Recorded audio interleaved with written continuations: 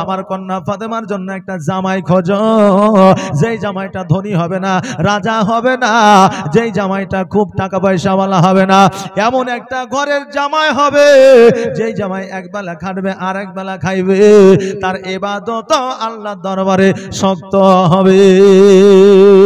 সবাই বলছে ইয়া রাসূলুল্লাহ, ইয়া হাবিবাল্লাহ, নবী গো, আজকে আমার এত টাকা আছে, পয়সা আছে, ধন আছে, সম্পদ আছে।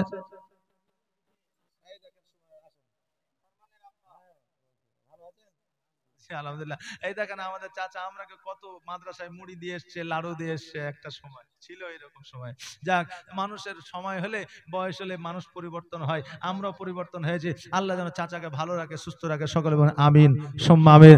আমার বাবা যে ভাইরা একটু কান দেয়া শোনালেন, আমার নবীজি বললেন, এ সাহাবীরা, আমার ফাতেমার বিবাহ দেব একটা জামাই খুঁজে দাও।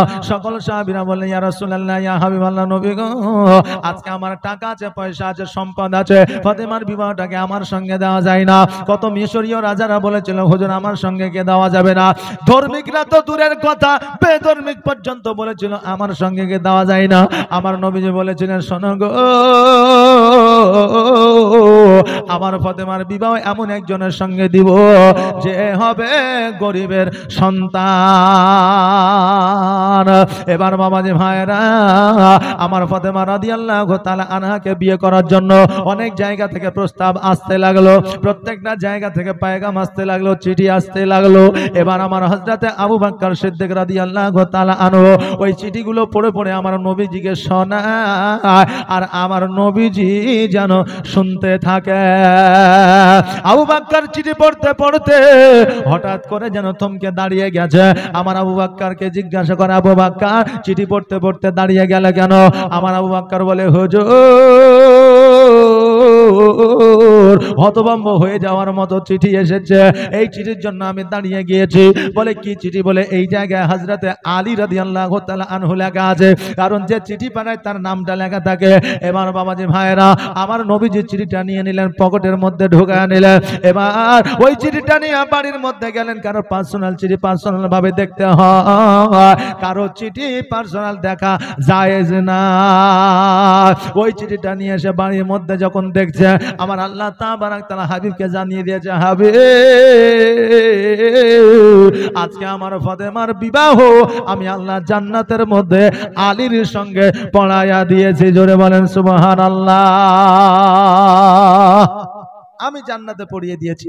আমার আল্লাহর নবী সাল্লাল্লাহু তাআলা আলাইহি ওয়াসাল্লাম বলে, আল্লাহ গো, তবে যে আমি এলান করে দিয়েছি, এই এলান করে দিয়েছি, সবাই পায়গাম পাঠাতে লেগেছে, আমি যে বিবাহটা দিব, এবার যদি আলীর সঙ্গে বিবাহটা দিয়ে দিই, মানুষের মধ্যে একটা অন্যরকম চিন্তা ভাবনা আসবে। যদি আলীর সঙ্গে বিবাহ দিবে, তাহলে প্রকাশ কেন করলে? জামাই খোঁজার জন্য কেন বললে? পায়গাম আমরা কেন দিলাম? এইরকম একটা আপনার মানুষের মধ্যে চিন্তাধারা চলে আসবে। এই জন্য আমার নবীজি আবু বকরকে ডাক দিয়ে বলে, আবু বকর, আজকে মক্কা মদিনা আরবের মধ্যে একটা তুমি ডাঙ্কা বাজায় দাও, যে সকাল থেকে নিয়ে সন্ধ্যা পর্যন্ত, প্রথম পারা থেকে নিয়ে শেষ পারা পর্যন্ত যে কোরআন তেলাওয়াত করবে, কোরআন তেলাওয়াত করে যে একটা খতম করে দিতে পারবে, আমি নবী আমার কন্যার বিবাহ তার সঙ্গে দিব। জোরে বলেন সুবহানাল্লাহ। যেমন এই কথা এলান করে দেওয়া হলো, সকল গ্রামের মানুষরা, সকল শহরের মানুষরা যারা বিবাহ করতে আমার ফাতেমাকে আকৃষ্ট, কারণ দেশের মধ্যে, গ্রামের মধ্যে একটা মহিলার সুন্দর যদি চরিত্র হয়, একটা মহিলা যদি সুশীল সুন্দর যদি তার চেহারা হয়, যদি ওই মহিলাটা পর্দাশীল হয়, তবে এমন কোন জায়গার মানুষ আছে বিবাহ হতে নারাজ হবে? হবে বাপ? দেখবেন আপনার গ্রামে যদি সুন্দর সুশীল একটা মেয়ে থাকে, তার যদি পর্দা থাকে, ব্যবহার চরিত্র যদি ভালো হয়, তার বিয়ের আপনার যারা বিয়ের ঘটক যাদেরকে বলে, তাদের অভাব হবে? হবে জি? হবে না। এখন আমাদের মায়েরা যে পোশাক পরে আপনার রাস্তাঘাট বাজারে ঘুরে, এত পর্দার কোনো ব্যাপারই নাই। আর এখন কুদ্দুসের বেটা রাস্তার ধারে বসে আছে, চায়ের দোকানে বসে, আরে অমুকের বিটি গেল তো পর্দাই করে না, আর ও এদিকে জাঙ্গিয়া প্যান্ট পিনে বসে আছে। যে এখন যে এই 3/4 না কি বলে প্যান্ট গুলো উঠেনি গেঞ্জি কাপড়ের, ওই কাপড় পিনে এখন মুসলমান ঘরের যুবক ছেলেরা পড়ছে, এগুলো পরা হারাম, এগুলো পরা যাবে না। কারণ এগুলো হচ্ছে ইহুদিদের চক্রান্ত, একমাত্র ইসলামের যুবকদের ঈমানকে কেড়ে নেওয়া। জোরে বলেন সুবহানাল্লাহ। এগুলো ইহুদিদের চক্রান্ত, অতএব এই সব প্যান্ট গুলো পরা যাবে না। একটা নারীর যেমন পর্দা জরুরি, তেমন একটা পুরুষের জন্য পর্দা জরুরি। ও আমার মা বোনেরা, ভাইয়েরা গো, এই দিকে আমার নবী পাক সাল্লাল্লাহু আলাইহি সাল্লাম যখন এলান করে দিয়েছে সকলে আসিয়া মসজিদে যেন কোরআন তেলাওয়াত করেছে, আবু বকর গিয়ে বলে হুজুর সবাই এসেছে কোরআন তেলাওয়াত করেছে, কিন্তু আলীকে দেখা যায় না। আমার নবীজি বললেন যার জন্য এই প্রতিযোগিতা আজকে সেই কেন নাই, তাকে ডেকে নিয়ে আসো। এবার আমার আবু বকর সিদ্দিক রাদিয়াল্লাহু তাআলা আনহু আপনার খুঁজতে খুঁজতে খুঁজতে খুঁজতে দেখছে যেন ওই আলী একটা জঙ্গলের মধ্যে বকরি চড়ায় আর যেন ধুলোর মধ্যে শুইয়া আছে। আবু বকর গিয়ে বলে আলী ভাই আজকে আর দেরি করিও না, দেরি করিও না, জলদি করে চলো। বলে কোথায়? বলে আমার নবীজি ফাতেমার সঙ্গে তোমার বিবাহ দেবে, তোমার বিবাহ আল্লাহ তাবারক তাআলা জান্নাতের মধ্যে পড়ায়া দিয়েছে। আলী মিচকে হাসি দিয়ে বলছে না না না, আমি আলী, আমার ঘর নাই, বাড়ি নাই, আমার বাপ নাই, মা নাই, আমার সঙ্গে নবীজি ফাতেমার বিবাহ দিবে, এটা কেমন করে হয়? আবু বকর বলে আমার নবীজি তো বিয়ে দিবে, আমার আল্লাহ তোমার জান্নাতে জান্নাতে তোমার ফাতেমার সঙ্গে বিবাহ দিয়ে দিয়েছে। তবে আলী আর দেরি নয়, আর দেরি নয়, জলদি করে চলো, তোমার জন্য একটা প্রতিযোগিতা আছে। কি প্রতিযোগিতা? বলে যে আগে খতম করবে, একটা খতমের সব যে হাসিল করতে পারবে তার সঙ্গে বিবাহ দিবে। আলী মিচকে হাসি দিয়া বলে আমার কোরআন খতম করা মাত্র কয়েক মিনিটের কাজ। বলছে মাত্র কয়েক মিনিটের কাজ কোরআন খতম করা। আবু বকর বলছে তা কি করে হয়? আচ্ছা একটা পারা পড়তেই তো না হলেও কম্পালসারি 15 মিনিট লাগে নাকি জি? 15 মিনিট লাগে। যত বড় হাফেজ হোক মিনিমাম 12 থেকে 10 মিনিট তার লাগবেই, যত আপনার হাফেজের স্পিড থাক না কেন। বাপজি ভাইরা, তো এই কোরআন পড়লে নেকি হয় না গুনাহ হয়? এই নেকি হয় না গুনাহ হয়? নেকি হয়। আজকাল কিছু বক্তা স্টেজে উঠে বেদ পড়ছে, পুরাণ পড়ছে, যে অল্লাং ষষ্ঠাং এইরকম করে কোরআন বেদ পড়ছে না?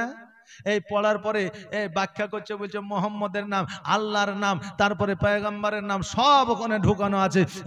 আমি বলবো যে এই বেদ না পড়িয়া, বেদ না শোনায়া যদি কোরআন পড়ো, এই কোরআন যে বলবে তারও নেকি হবে, যে শুনবে তারও স্বভাব হবে। জোরে বলেন সুবহানাল্লাহ। আর এই যে বেদ পড়ছে, এগুলো তো মুখস্থ করা যায়, পড়া লাগে না। যখন আমরা কিতাব কিনবো, বেদের বাংলায় পাওয়া যাবে, মুখস্থ করলে ওই রকম 10টা 20টা 10 মিনিট 15 মিনিট ওয়াজ করা যায়, কিন্তু এতে স্বভাব নাই। আজ থেকে 5 বছর আগে মুফতি নাইমুদ্দিন সাহেব বলেছিলেন যে এই যে বেদগুলো পড়ছে এতে নেকিও নাই, এই পড়ে কিছুই হবে না। আমাদের ইসলাম ধর্মের মধ্যে শরীয়তে কোনো কিতাবে কোনো কিছু কম আছে নাকি যে মানুষকে বেদ থেকে পড়ে শোনাতে হবে? এই জন্য হিন্দু মানুষেরা আজকাল ফেসবুকে বলছে জয় সনাতনের জয়, কারণ যে মুসলমান ধর্মের মধ্যে কেতাব আর নাই, এরা ধর্মের মধ্যে শিক্ষণীয় আর কিছু নাই, এর জন্য এরা কোরআন বাদ দিয়ে বেদ পড়ে। জোরে বলেন নাউজুবিল্লাহ। তাই এরা একটা সুযোগ পেছে না, পেছে না? পেছে। তাই আমি বলবো কোন বক্তার বিরোধিতা আমি করছি না, আমি বলবো ভাই তুমি বেদ না পড়িয়া তুমি কোরআন পড়ো, বেদ না পড়িয়া কোরআন পড়ো, বাইবেল না পড়িয়া কোরআন পড়ো। কারণ কোরআন যে পড়বে তারও 10টা নেকি হবে, যে কোরআন শুনবে তারও 10টা নেকি হবে। আল্লাহ যেন আমাদের বোঝা তৌফিক ইনায়াত করেন। সকলে বলেন আমিন সুম্মা আমিন। আমার বাবা যে ভাইরা, কোরআন পড়লে নেকি হয়, গুনাহ হয় না। আমার হযরত আলী বললে কয়েক মিনিটের কাজ আমি কোরআন খতম করে দিব। আবু বকর বলছে কি করে সম্ভব? বলে হ্যাঁ। বলে জলদি করে চলো। বাড়িতে গেলেন, যাওয়ার পরে গোসল বানালে, মসজিদে আসলেন, আসার পরে কোরআনটা খুললেন আর বন্ধ করে দিলেন। বলছে আলী কি ব্যাপার, কোরআন বন্ধ করে দিলে? বলে খতম হয়ে গেছে। হ্যাঁ, সকাল থেকে আমরা পড়ছি, এখন পর্যন্ত খতম হয়নি, তুমি কোরআন খুললে আর বন্ধ হলো, খতম হলো, তোমার মাথা খারাপ হয়ে গেছে ফাতেমাকে বিবাহ করার জন্য। আলী বলতেছে না না না, আমার মাথা খারাপ হয়নি, তোমাদের মাথা খারাপ হয়েছে, আমার খতম হয়ে গেছে, আমার আর পড়া লাগবে না। নবীর কানে খবরটা গেল। নবীজি আসলে, আসার পরে বলে আলী কি ব্যাপার বলো, তুমি কোরআন বন্ধ করে দিয়েছো কেন? আলী বলে ইয়া রাসূলুল্লাহ, ইয়া হাবিবাল্লাহ নবী গো, আপনি একদিন বক্তব্যের মাধ্যমে তাকরীরের মাধ্যমে বলেছিলেন 3 বার সূরা ইখলাস পড়লে একটা খতমের সব পাওয়া যায়। জোরে বলেন না সুবহানাল্লাহ। ওই আমি আলে 3 বার সূরা ইখলাস পড়ে নিয়েছি, কোরআন খতম হয়ে গেছে। আমার নবীজি ডাক দেয়া বলে, ওরে আমার সাহাবীরা, আর তোমাদের কোরআন পড়া লাগবে না, কারণ আমার আলী কোরআন খতম করে দিয়েছে। আর নবীজি আমার লাগায়া আবাজার হিজরত করিলেন সোনার মদিনায়। আর কত আছে জাহিরে, কত আছে বাতেনে, কত আছে জাহিরে আর কত আছে বাতেনে, আর বাতিনের ভেদাভেদ জানে পীর পয়গম্বর আউলিয়া। আর নবীজি আমার লাগায়া বাজার হিজরত করিলেন সোনার মদিনায়। আর নবীজি আমার লাগায়া বাজার হিজরত করিলেন সোনার মদিনায়। এই ভেদ একমাত্র আল্লাহর পয়গম্বর আল্লাহ জানে নাকি, হ্যাঁ, যে সূরা ইখলাস 3 বার পড়লে খতমের সব পাওয়া যায়। আর আলিফ লাম মিম হা মিম ত শিন এগুলোর মানে কি, মতলব কি একমাত্র আল্লাহ রাসূল ছাড়া কেউ জানে না। জোরে বলেন সুবহানাল্লাহ। ওই আমার মা বোনেরা ভাইরা গো, আমার হযরত আলী যখন বললেন, বলার পরে আমার নবীজি বললেন আলীর সঙ্গে বিবাহ হবে। আলীকে ডাকলেন, আলী রে, আজকে তোমার সঙ্গে আমার কন্যার বিবাহ দিব। বলো বলো তোমার কাছে কি মোহরানার টাকা আছে? তোমার কাছে মোহরানার টাকা আছে? বিয়ে করতে গেলে কয়েকটা শর্ত আছে, যেমন হচ্ছে মোহরানা, দ্বিতীয় হলো সাক্ষী, তৃতীয় হলো উকিল, এই রকম কিছু আপনার শর্ত আছে।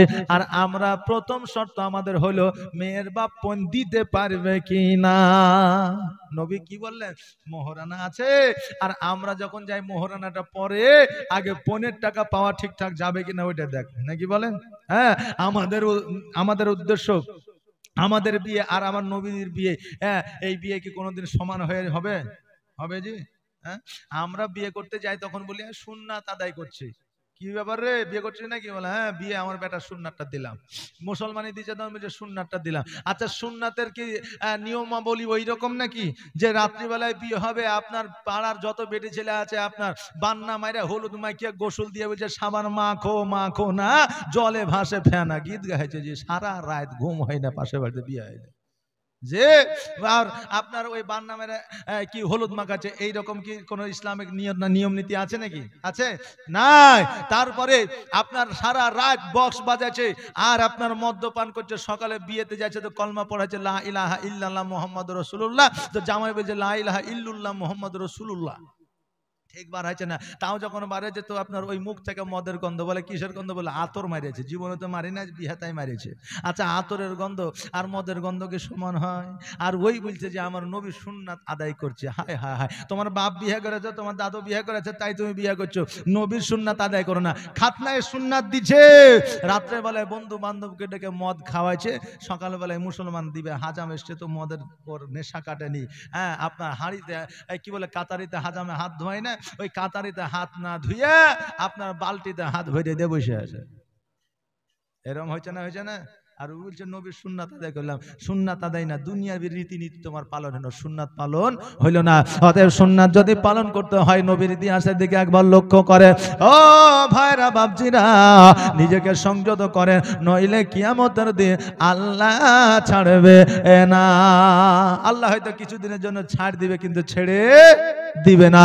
ও বাবা যে ভাইরা, আমার মায়েরা, এইদিকে আমার আলীকে বললে, আলী রে, আমার কন্যাকে যে তুমি বিবাহ করবে, আমার কন্যার সঙ্গে তোমার বিবাহ দেব, তোমার কাছে কি মোহরানা আছে? আলী বললে, ইয়া রাসূলুল্লাহ,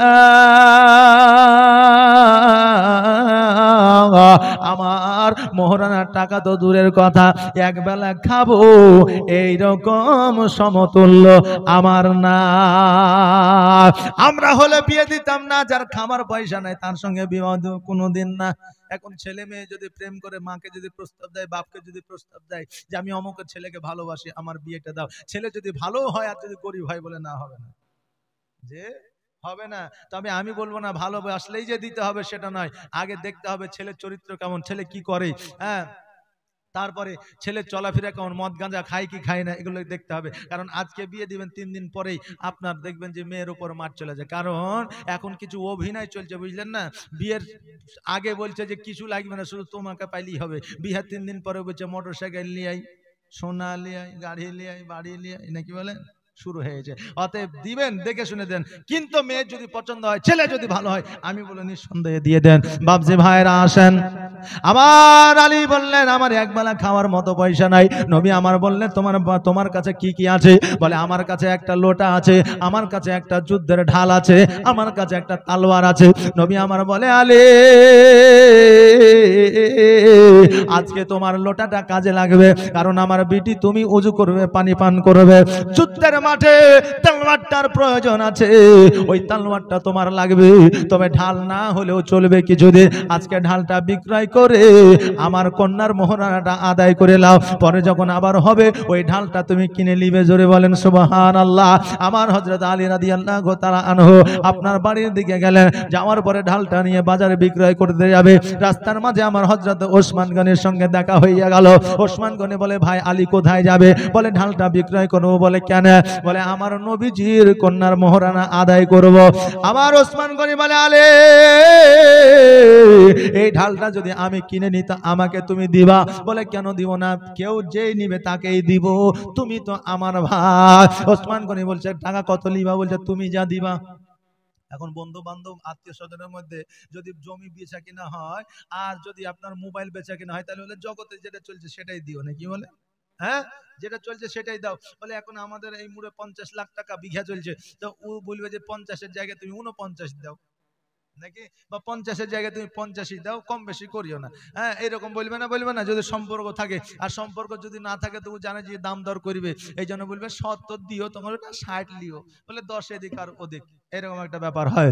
আমার ওসমান গনি বলে ভাই তুমি কত লিবা? আলী বলছে তুমি কত দিবা, যেটা দিবা সেটাই দিয়ে দেব। আমার হযরত ওসমান গনি রাদিয়াল্লাহু তাআলা পকেটের মধ্যে হাত ঢুকাইলে আর যতগুলা টাকা উঠলো সবই আমার আলীর হাতে দিলেন। জোরে বলেন সুবহানাল্লাহ। কারণ আমার ওসমান গনি ছিলেন ধনী ব্যক্তি, রাজা ব্যক্তি ছিলেন, ওনার কিন্তু আপনার খেজুর গাছের কোনো অভাব ছিল না। ও বেরাদার, আমার হযরত ওসমান গনি রাদিয়াল্লাহু তাআলা আনহু যেমন এই টাকাগুলো দিয়েছে, ঢালটা দিয়ে আমার আলী ছুটতে আরম্ভ করেছে। ওসমান গনি বলছে দাঁড়াও দাঁড়াও, কোথায় যাও? বলে আমার জন্য আমার নবী দাঁড়ায় আছে, এই জন্য আমি চলতে আরম্ভ করেছি। আমার ওসমান বলে আলী আজকে যদি তোমার বিয়েতে তুমি অনুষ্ঠান করতে, আজকে তোমার বিয়েতে যদি খুশি করে কিছু খাওয়াইতে, আমাকে কি তুমি দাওয়াত করতে না? হযরত আলী দুই চোখের পানি ছেড়ে দিয়ে বলে ভাই রে, আজকে যদি আল্লাহ আমাকে টাকা দিত, সম্পদ দিত, আল্লাহ যদি আমাকে মণিমুক্তা হীরা দিত, আমি শুধু তোমাকে নয়, আজকে ফাতেমাকে বিবাহ করার আনন্দে আজকে সারা আরববাসীকে খাওয়াইয়া দিতাম। আরে জগতের মধ্যে যাদের শখ আছে তাদের টাকা নাই, আর যাদের টাকা আছে তাদের শখ নাই। আল্লাহ তো দুটাই কাউকে দিবে না, নাকি বলেন, হ্যাঁ? কিন্তু আল্লাহ সুযোগকে সুযোগ সবাইকে দেয়, কিন্তু কেউ নিতে পারে না। সুযোগ সবাইকে দাও, কে নিতে পারে না। একজন বলছে যে আল্লাহ তুমি নাকি সবাইকে সুযোগ দাও, তো কই আমাকে তো টাকা দিলে না। বলছে এক কাজ কর, কলাগাছি থেকে ক্লাবের মোড় পর্যন্ত চলে যাবে, ওই রাস্তার মাঝে টাকা পড়ে থাকবে। ও বলছে ঠিক আছে সকালে যাব। সকালবেলা চলতে আরম্ভ করেছে, হাঁটতে হাঁটতে কিছু দূর যাওয়ার পরে বলছে হ্যাঁ রে, কানারা কি করে হাঁটে একবার দেখি। ও হাঁটতে হাঁটতে ওর মনে অক্ষালে বুদ্ধি চলে এলো যে কানারা কেমন করে হাঁটে। চোখ বুঝে এবার কিছুদিন যাওয়ার পরে কানার মতো করে হাঁটা হয়, ডাইনে থেকে বাঁয়ে চলে এসে, বাঁয়ে থেকে ডাইনে চলে এসে। এবার হাঁটে যায় ক্লাবের মোড়ে যাবে, আল্লাহ কই টাকা তো পাইলাম না। বলছে কোন জায়গায় কানা হয়েছিল? তো বলে হয়েছিল। হ্যাঁ রে, তুই সারা রাস্তা চোখ খুলে আলের ওখানে কানা হওয়ার কি দরকার ছিল? হ্যাঁ টাকার বস্তা তো ওখানে ছিল, বুঝলেন না? আল্লাহ প্রত্যেককে একটা করে সুযোগ দেয়, আমরা কেউ সুযোগ নিতে পারি আর কেউ নিতে পারি না। আমার হযরত আলী রাদিয়াল্লাহু তাআলা আনহু বলে ভাই আজকে তুমি কেন, আজকে আমার কাছে টাকা থাকলে, সম্পদ থাকলে, সময় থাকলে আমি পুরো আরববাসীকে খাওয়াইয়া দিতাম। ওসমান গনি রাদিয়াল্লাহু তাআলা আনহু বলে ভাই রে, আজকে আমাকে দাওয়াত করলে, আজকে যে আমার কাছে তুমি পৌঁছায় গেলে, আমাকে কিছু তো দিতে দিতে হইতো উপহার, আজকে এই ঢালটা আমি উপহার স্বরূপ তোমাকে দিয়ে দিলাম। জোরে বলেন সুবহানাল্লাহ। নারে তাকবীর, নারে রিসালাত, মাসলাকে আলা হাজরা। আয় বাবাজি ভাইরা, আমার ওসমান গনি রাদিয়াল্লাহু তাআলা আনহু আপনার ওই ঢালটা উপহার স্বরূপ আমার আলীকে দিয়ে দিলেন। আলী তো আপনার বড্ড খুশি হইয়া ওই ঢালটা নিয়ে আমার নবীর কাছে পৌঁছে গেলেন। নবীজি আমার ডাক দিয়ে বলে, আলী তুমি কি ঢালটা বিক্রয় করনি? বলে, ইয়া রাসূলুল্লাহ, ঢালটা আমি বিক্রয় করতে গিয়েছিলাম, কিন্তু আমার ওসমান গনি বিক্রি করতে দেয় না, আমাকে টাকা দিয়ে উপহার দিয়ে দিয়েছে। আমার হযরত নবী পাক সাল্লাল্লাহু তাআলা আলাইহি ওয়াসাল্লাম বলে, আলী রে, এই জন্য আমি নবী বলে দিয়েছি, ওসমান গনির আমার আল্লাহ জীবনের গুনার খাতা বন্ধ করে দিয়েছে, কারণ এর দ্বারা কোনোদিন গুনাহ হবে না, এর দ্বারা কোনোদিন গুনাহ হবে না। এটা কে বলেছিলেন? আমার নবী। কেউ কেউ প্রশ্ন করেছিলেন, আল্লাহ হ্যাঁ আমার রাসূল, আজকে যে এর গুনার খাতা বন্ধ করে দিয়েছে আল্লাহ, তো এর গুনাহ তো হইতেই পারে, কারণ মানুষ জীবনে চলার পথে গুনাহ হইতেই পারে নাকি বলেন? তো উনি বললেন, আমার রাসূল পাক সাল্লাল্লাহু তাআলা আলাইহি ওয়াসাল্লাম বললেন, না, একটা কবিতরকে বাড়িতে নিয়ে আসে পোষ মানানোর জন্য, যখন আমরা ছেড়ে দিই তখন তার পর পাখাগুলোকে তুলে নিই, কারণ ওই পাখিটা উড়তে আর পারবে না। ঠিক তেমনি আমি নবী পাক দো জাহানের বাদশাহ, আমি হযরত ওসমান গনির পর পাখাগুলো তুলে নিয়েছি, ওর দ্বারা জীবনে গুনাহ হবে না। জোরে বলেন সুবহানাল্লাহ। আমার নবী বলে, আলী রে, এই জন্য তো আমার নবীকে বলে দিয়েছি, এই জন্য আমার ওসমান গনিকে বলে দিয়েছি, জীবনে তোমার আর গুনার খাতা আমার আল্লাহ খুলবে না, শুধুমাত্র নেকির খাতায় খোলা থাকবে। এবার বাবাজি ভাইরা, আমার নবী পাক সাল্লাল্লাহু আলাইহি সাল্লাম ওই মোহরানার টাকাটা নিলেন। নেওয়ার পরে আমার হযরতে ফাতেমার কাছে গেলেন। যাওয়ার পরে বললেন, ফাতেমা, একটু দরওয়াজাটা খুলবে রে মা, তোমার সঙ্গে একটু কথা আছে, আমি নবী তোমার সঙ্গে কথা বলবো। দরওয়াজাটা খুললেন। দরওয়াজাটা খোলার পরে সালাম দিলেন। সালামের উত্তর জবাব আসলো। এবার বললেন, মা ফাতেমা, আমি নবী তোমার বিবাহ ঠিক করেছি। আমার হযরতে ফাতেমা রাদিয়াল্লাহু তাআলা আনহা আলহামদুলিল্লাহ পড়লেন। পড়ার পরে বললেন, আব্বাজি, আপনি যখন আমার বিবাহ ঠিক করেছেন নিশ্চয়ই ভালো ছেলে খুঁজেছে।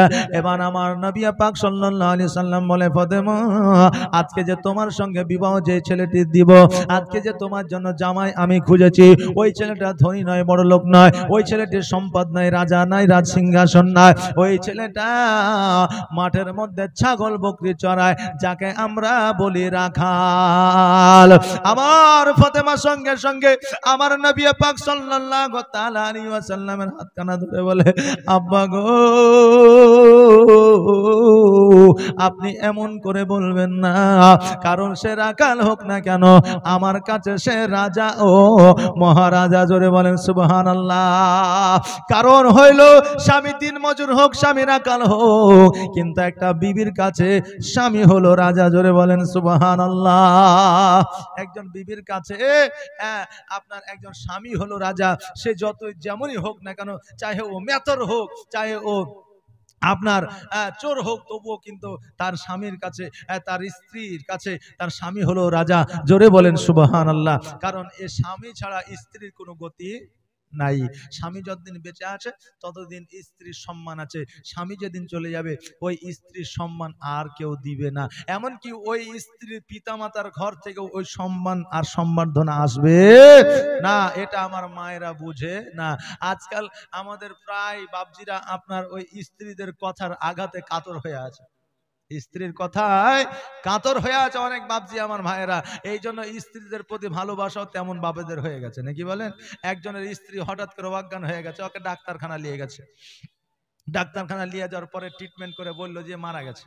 আচ্ছা, অনেক সময় ভুল ট্রিটমেন্ট হয় না, হয় না? হয়। এবার বাড়িতে নিয়ে এসে গোসল বানিয়ে তারপরে কাফন পরাই এবার খাটলিতে করে নিয়ে এসে এবার রাস্তার মোড়ে যখন নিয়ে গেছে, নিয়ে যাওয়ার পরে আগের মানুষ পেছনে, পেছনের মানুষ আগে, খাটলিটা যেমন তুলতে গেছে আর পোলে লেগে আপনার ওই অজ্ঞান মানুষটার জ্ঞান ফিরে গেছে। ওকে বাড়ি নিয়ে এসে তাড়াতাড়ি আবার হাসপাতালে নিয়ে যাওয়ার পরে আবার ট্রিটমেন্ট করে 3 দিন পরে মারা গেছে। ওকে নিয়ে এসে আবার গোসল টোসল বানিয়ে দিয়া খাটলির উপর তুলে আবার আপনার কবরস্থানে নিয়ে গেছে। এইবার কিন্তু আর স্বামী আগে আগে যেছে, সব মানুষ পেছে পেছে এসে পড়ছে আশহাদু আল্লা ইলাহা ইল্লাল্লাহ আশহাদু আন্না মুহাম্মাদান আবদুহু ওয়া রাসূলুহু। পড়তে পড়তে যে সকল গায়ের মানুষ বলছে, হারে মুর্দার পেছনে যেতে হয়, তুই পেছে পেছে যাবি, তো সামনে সামনে যাচ্ছিস কেন? হ্যাঁ, ও বলছে যে খ্যাপা কোথাকার, তুই বুঝবি না। হ্যাঁ, এই বলে স্বামী কিন্তু আগে আগে যাচ্ছে, সবাই পেছে পেছে যাচ্ছে, আর ও শুধু বলছে পোল দেখে, শুধু বলছে পোল দেখে। বলছে হ্যাঁ রে, পোল দেখে বলছে কেন? বলে এর আগে পোলে লেগে জিন্দা হয়ে গেছে, এবারও যদি পোলে লেগে জিন্দা হয়ে যায় তো আমার জীবনে রফা দফা শেষ হয়ে যাবে, এই জন্য বলছে যে পোল দেখে। বাবজি ভাইরা, তো ভালোবাসা আমাদের এখন এরকম হয়েছে, স্ত্রীর সামনে বলে আমি তোমাকে খুব ভালোবাসি, প্রাণের চাইতেও তুমি আমার কাছে প্রিয়। স্ত্রীও বলছে তুমি আমার কাছে প্রাণের চাইতে প্রিয়, কিন্তু একে অপরকে কেউই দেখতে পারে না। বুঝলেন না? এই তো আমাদের পরিস্থিতি, আমাদের পরিকাঠামো। বাবজি ভাইরা, অন্তর থেকে মহব্বত করা শিখুন, কারণ অন্তর থেকে মহব্বতকারীকে আমার আল্লাহ পছন্দ করেন। স্বামী আর স্ত্রী যদি একে অপরের দিকে তাকিয়ে একবার হাসি দিয়ে দেয়, তা আমার আল্লাহ তাবারক তাআলা ওই স্বামী স্ত্রীকে একটা মাকবুল হজের সব দান করে দেয়। জোরে বলেন সুবহানাল্লাহ। ওই আমার বাবা যে ভাইরা,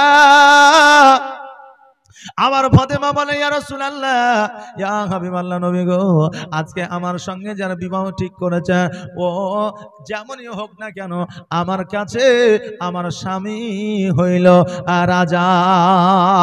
আমার দয়ার নবী, মায়ের নবী বলতেছে, ফাতেমা আজকে তোমার কথাটা শুনে আমি খুশি হয়ে গেলাম।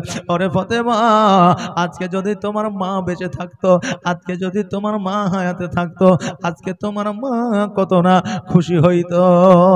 ফাতেমা দুই চোখের পানি ছেড়ে দিয়ে বলে ইয়া রাসূলুল্লাহ, ইয়া হাবিবাল্লাহ, নবী গো, আজকে আমার মা বেঁচে থাকলে আজকে আমাকে আমার মা সাজায় দিত, আজকে আমার মা আমাকে পোশাক পরিধান করাইয়া দিত। কারণ একটা মহিলার যখন বিবাহ হয়, সবচাইতে কাছের মানুষ হয় তার মা। জোরে বলেন সুবহানাল্লাহ। সবচাইতে কাছের মানুষ হয় তার মা। শুধু সেই সময় না, কারণ একজন মায়ের মতো আপন কেউ হতে পারে না।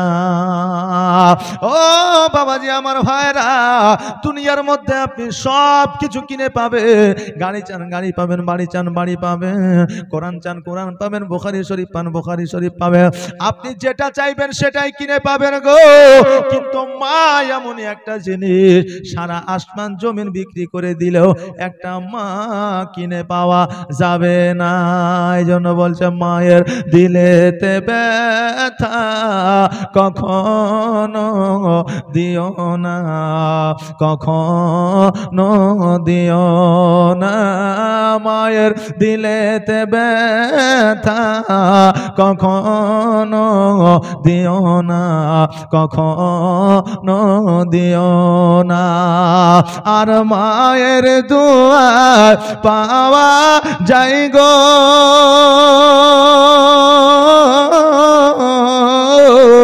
আর মায়ের দুয়ায় পাওয়া যায় গো জান্নাতের ঠিকানা। মায়ের দিলেতে ব্যথা কখনো দিও না, কখনো দিও না, মায়ের দিলেতে ব্যথা কখনো দিও না, কখনো দিও না। দেখো দুঃখে দুঃখী নীরবে, আর ছেলের খুশির তরে মা মরতে রাজি হবে। আর জীবন দিলেও শোধ হবে না,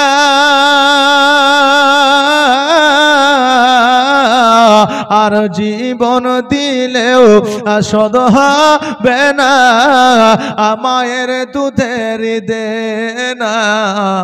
মায়ের দিলেতে ব্যথা কখনো দিও না, কখনো দিও না। আর মায়ের দুয়ায় পাওয়া যায় গো ওই বেহেশতেরই ঠিকানা। মায়ের দিলেতে ব্যথা কখনো দিও না, কখনো দিও না। ও বাবাজি ভাইরা, আমার নবী পাক সাল্লাল্লাহু তাআলা আলাইহি ওয়াসাল্লাম আমার ফাতেমার কাছ থেকে আসলেন। আসার পরে আমার হযরতে আলীর সঙ্গে আমার ফাতেমা রাদিয়াল্লাহু তাআলা আনহার বিবাহ দিয়ে দিলেন। বিবাহ পড়িয়েছিলেন আমার নবীজি, সাক্ষী হয়েছিলেন উমর আবু বকর, আর উকিল হয়েছিলেন উমর, আর আবু বকর আর ওসমান গনি হয়েছিলেন সাক্ষী। জোরে বলেন সুবহানাল্লাহ। বিয়ের জন্য এই উকিল আর সাক্ষীর কিন্তু একবারে মাস্ট প্রয়োজন। যে আপনার খাতা কলমে নাম উঠুক আর না উঠুক, সাক্ষী আর উকিল না থাকলে বিয়ে হবে না। এই জন্য সাক্ষী আর উকিলের প্রয়োজন আছে। তো আমার ফাতেমা রাদিয়াল্লাহু তাআলা আনহার বিয়ের সাক্ষী ছিলেন ওসমান গনি আবু বকর সিদ্দিক রাদিয়াল্লাহু তাআলা আনহু, আর উকিল ছিলেন আমার হযরত উমর ফারুক রাদিয়াল্লাহু তাআলা আনহু, আর বিয়ে পড়িয়েছিলেন আমার নবী পাক সাল্লাল্লাহু তাআলা আলাইহি ওয়াসাল্লাম। জোরে বলেন সুবহানাল্লাহ। বিয়ে পড়িয়ে দেওয়ার পরে আমার নবীজি আলীকে তিনটা জিনিস দিয়েছিলেন। এক নম্বরে হলো জাতা, দুই নম্বরে হলো একটা পাটি, তিন নম্বরে হলো একটা চাদর। জোরে বলেন না সুবহানাল্লাহ। এটা নবীজি দিয়েছিলেন। আলীকে চেয়ে নিয়েছিল নাকি যে দিতেই হবে নইলে বিয়ে করব না, বলেছিলেন যে না। আমরা ওই এমনই মুসলমান, আমরা বলে থাকি একটা বাইক 2 লাখ টাকা না দিলে বিয়ে হবে না। হায় হায় হায়, তিনাদের মধ্যে আর আমাদের মধ্যে পার্থক্য আছে না নাই? আবার ওই ঘুরিয়া বলছে যে নবী আমার মতো ছিল না, নাউজুবিল্লাহি মিন যালিক। এর মতো খেপাকে আর জগতে কেউ আছে? একবার দরুদ পড়েন তো, আল্লাহুম্মা সাল্লি আলা সাইয়্যিদিনা মাওলানা মুহাম্মদ ওয়া আলা আলি সাইয়্যিদিনা মাওলানা মুহাম্মদ। ও আমার বাবাজি ভাইরা, আমার হযরত আলী রাদিয়াল্লাহু তাআলা আনহুকে আপনার তিনটা জিনিস দিয়েছিলেন। প্রথম নম্বর জাতা, দ্বিতীয় নম্বর হলো আপনার চাদর, আর একটা পাটি। আমার নবীজি বলতেছে ওমর এই জাতাটা আমার মাথার উপরে তুমি চাপায়া দাও। ওমর বলে ইয়া রাসূলুল্লাহ, ইয়া হাবিবাল্লাহ, নবী গো আপনার ওই চাদর খানা নার্গিস আর কে আলিনুর আর নার্গিস দুই বোন 1000 টাকা দান করে, যে 500 টাকা করে আল্লাহ যেন দানকে কবুল করে। সকলে বলে আমিন সুম্মা আমিন। আমার নবীজি বলে আরে এই জাতাখানা আমার মাথার উপরে উঠে দাও। আমার উমর বলে হুজুর গো আমি থাকতে আপনি কেন জাতা নিবেন? আমার নবী বলেন আমি যা জানি তোমরা সেটা জানো না, এই জাতাটা আমার মাথায় উঠে দাও। নবী আমার জাতাটা একটা মাথায় নিলেন, আর একটা পাটি এক বগলে নিলেন, আর চাদরটা এক বগলে নিলেন। নবী আমার গুটি গুটি পায়ে আমার আলীর বাড়ি পর্যন্ত নবী আমার নিজেই পৌঁছায় দিলেন। জোরে বলেন সুবহানাল্লাহ। আর বাবা যে ভাইরা, আমার নবীজি নিজের কাজ নিজেই করতে পছন্দ করতে। ওমর বললে হুজুর গো আমি তো বুঝতে পারলাম না, জানতে পারলাম না যে আপনি এই জায়গায় নিজের মাথায় জাতাটা কেন নিয়ে আসলে। আমার নবীজি বলে ওমর আমার কন্যাকে আমি শিক্ষা দিয়ে দিলাম, নিজের কাজ আমি নিজেই করলাম। আমার কাছ থেকে আমার কন্যা এটাই শিক্ষা পেল যে আমি স্বামীর ঘরে এসেছি, আমার কাজ আমাকে করতে হবে। আমার আব্বাজান যখন আলীকে দেয় না, আমিও আলীকে দিয়ে কোনো কাজ আমি করাইব না। এই শিক্ষাটা আমার কন্যাকে দেওয়ার জন্য আমি নিজের মাথায় জাতা নিয়া আমি এই জায়গায় পৌঁছে গিয়েছি। আর ভালো যদি বাঁচতে হয় নবীকে বাসো। জোরে বলেন সুবহানাল্লাহ।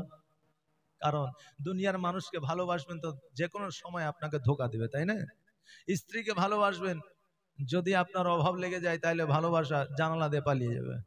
বন্ধুকে ভালোবাসবেন, সুযোগ পেলেই পেছন থেকে ছোড়া মারবে। ভাইকে ভালোবাসবেন, আপনার 1 কাঠা জমি যদি কম দেন তো পরের দিনে খুঁট বেড়ার বাড়ি মারবে, নাকি বলেন? এই জন্য ভালো যদি বাঁচতে হয় নবীকে বাসো। কারণ নবীকে ভালোবাসলেই এই দুনিয়াতেও পাওয়া যায়, কবরেও পাওয়া যায়, মিজানেও পাওয়া যায়, হাসরেও পাওয়া যায়। জোরে বলেন সুবহানাল্লাহ। তাই বলছে ভালো যদি বাঁচতে হয় নবীকে বাসো। নারে তাকবীর।